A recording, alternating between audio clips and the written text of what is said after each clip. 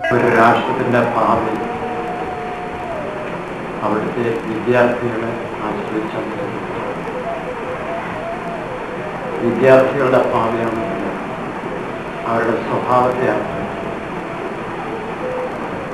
സ്വഭാവം നന്നാവണമെങ്കിൽ കുട്ടിക്ക് അല്ലെങ്കിൽ വിദ്യാർത്ഥികൾക്ക് ക്ലിപ്തമായ ദിനചര്യ ഉണ്ടായിരിക്കും. ആ ദിനചര്യയിൽ ഏറ്റവും പ്രധാനമായിട്ടുള്ള കാര്യം, അതായത് അവരെ വെളുപ്പിനെ തന്നെ എഴുന്നേൽക്കണം. എഴുന്നേറ്റ് കഴിഞ്ഞതിന് ശേഷം സഭാകൃത്യങ്ങളൊക്കെ ചെയ്ത് ഈശ്വരനിൽ പൂർണ്ണമായി വിശ്വസിച്ചുകൊണ്ട് വിദ്യാർത്ഥിയുടെ കർത്തവ്യമായിരിക്കുന്ന ഗുരു ശുശ്രൂഷയും വേദാധ്യയനവും ഒരു മുറിവും കൂടാതെ അനുഷ്ഠിക്കണം.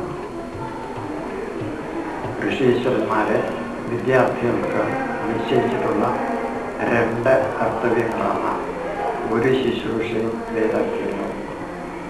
ഗുരുക്കന്മാർ പറയുന്നത് അനുസരിച്ച് ജീവിക്കലാണ് ഗുരു ശുശ്രൂഷ എന്ന് പറയുന്നത്. ശ്രോതും ഇച്ഛ ശുശ്രൂഷ എന്നാണ് ആ സംസ്കൃത ശബ്ദത്തിൻ്റെ അർത്ഥം. ഒന്നാമത്തെ ഗുരുവായിട്ട് വരുന്നത് അമ്മനാണ്, പിന്നെ 2ാമത്തെ ഗുരുവായിട്ട് വരുന്നത് അച്ഛനാണ്, 3ാമത്തെ ഗുരുക്കന്മാരായിട്ട് വരുന്നത് വിദ്യാഭ്യാസം ചെയ്യിക്കുന്നതായ ഗുരുക്കന്മാരാണ്, പിന്നെ 4ാമത്തെ ഗുരുവായിട്ട് വരുന്നത് ഒരു വിദ്യാർത്ഥിക്ക് ഈശ്വരനെ കുറിച്ചിട്ടുള്ള കാര്യം പറഞ്ഞു കൊടുക്കുന്ന ആളാണ്. ഈ പ്രധാനപ്പെട്ട 4 ഗുരുക്കന്മാരിൽ കൂടിയിട്ട് ആണ് ഒരു കുട്ടി വിദ്യ അഭ്യസിക്കേണ്ടത്. ഈ വിദ്യാഭ്യാസം കൊണ്ടാണ് ഒരു കുട്ടിക്ക് നല്ല സ്വഭാവം ഉണ്ടാകുന്നത്. നല്ല സ്വഭാവം എന്ന് പറഞ്ഞു കഴിഞ്ഞാൽ മറ്റുള്ളവരെ സഹായിക്കാനുള്ളതായ മനസ്ഥിതിയാണ്. തന്നെ മറന്നും മറ്റുള്ളവരെ സഹായിക്കാനുള്ള ഒരു മനസ്ഥിതി ഒരു വിദ്യാർത്ഥിക്ക് ഉണ്ടായെങ്കിൽ മാത്രമേ ഭാവിയിൽ അവൻ തന്നെ മറന്ന രാഷ്ട്രത്തിൻ്റെ നന്മയ്ക്ക് വേണ്ടി പ്രവർത്തിക്കുന്നത്. രാഷ്ട്രത്തിൻ്റെ നന്മ അവൻ്റെ നന്മ കൂടിയാണ്. രാഷ്ട്രത്തിൻ്റെ ഒരു ഘടകമായിട്ടാണ് അവൻ തീരുന്നത്. ഇന്ന് നമ്മുടെ വിദ്യാഭ്യാസത്തിന് അല്ലെങ്കിൽ വിദ്യാർത്ഥികൾക്ക് അവർക്ക് വേണ്ടതായ ആ മൂല്യങ്ങൾ എന്താണെന്ന് മനസ്സിലാക്കി കൊടുക്കുന്നില്ല.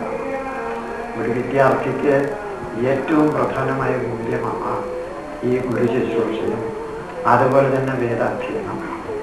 പഠിക്കേണ്ട കാര്യങ്ങൾ യാതൊരു കുറവും കൂടാതെ വളരെ വേഗത്തിൽ അത് പഠിക്കാം. നീ പഠിക്കുക എന്ന് പറഞ്ഞു കഴിഞ്ഞാൽ ഇന്നത്തെ സമ്പ്രദായം കാണാതെ പഠിക്കാമാണ്. അങ്ങനെ പോരാ, പഠിച്ച കാര്യങ്ങൾ ജീവിതത്തിൽ അത് പ്രാവർത്തികമാക്കാൻ കൂടി പഠിക്കണം. അല്ലാത്ത പഠിപ്പൊക്കെ വെറും മസ്തിഷ്കത്തിൻ്റെ ഒരു വ്യാപാരം മാത്രമായിട്ടാണ് തീരുന്നത്. അപ്പോൾ ഓരോ കുട്ടിയും അത് പിന്നെ പ്രൈമറി സ്കൂള് ലെവലിൽ നിന്ന് എടുത്തു കഴിഞ്ഞാൽ തന്നെയും അവരവർ പഠിക്കുന്ന കാര്യങ്ങൾ അവരുടെ ജീവിതത്തിൽ പ്രായോഗികമാക്കാൻ അവർക്ക് കഴിയണം. പ്രായോഗികമാക്കാൻ കഴിയാത്തതായ വിദ്യാഭ്യാസം കൊണ്ട് യാതൊരു പ്രയോജനവുമില്ല. അതിന് സ്കൂൾ തലത്തിലായാലും കൊള്ളാം, കോളേജ് തലത്തിലായാലും കൊള്ളാം, അല്ലെങ്കിൽ പിന്നെ പോസ്റ്റ് ഗ്രാജുവേഷൻ തലത്തിലായാലും കൊള്ളാം. ഒരുവന് ആവശ്യമുള്ള കാര്യമാണ് പഠിക്കേണ്ടത്. പഠിച്ച കാര്യം അവൻ ജീവിതത്തിൽ പ്രായോഗികമാക്കുകയും വേണം. അല്ലെങ്കിൽ അത്രയും സമയം പഠിക്കാൻ വേണ്ടി അവൻ വിനിയോഗിക്കുന്ന സമയം പാഴായി പോകുകയാണ്.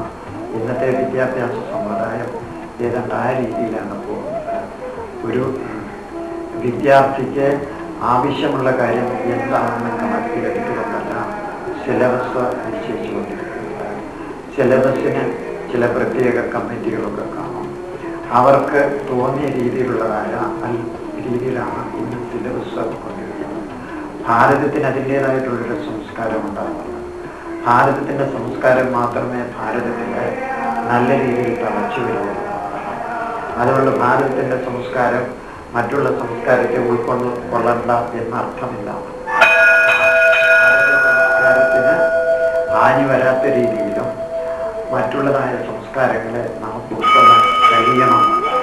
അതിനുള്ള വിശാലത വിദ്യാർത്ഥികൾക്കും അതുപോലെ തന്നെ വിദ്യാർത്ഥികളെ പഠിപ്പിക്കുന്നതായ അധ്യാപകന്മാർക്കും പ്രവർത്തകന്മാർക്കും ഉണ്ടാവണം.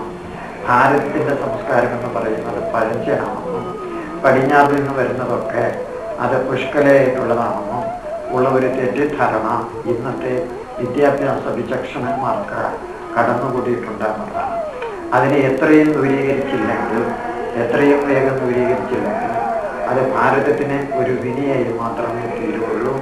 അത് തീരാതിരിക്കാൻ ഇവിടെയുള്ള എല്ലാ ആളുകളും, അതായത് വിദ്യാർത്ഥികളും അധ്യാപകന്മാരും അതുപോലെ വിദ്യാർത്ഥികളുടെ മാതാപിതാക്കന്മാരും രാഷ്ട്രീയക്കാരും എല്ലാം കൂടി ഒരുമിച്ച് പ്രവർത്തിച്ചെങ്കിൽ നമുക്ക് ഭാസുരമായ ഒരു ഭാവി ഉണ്ടാവുകയുള്ളൂ.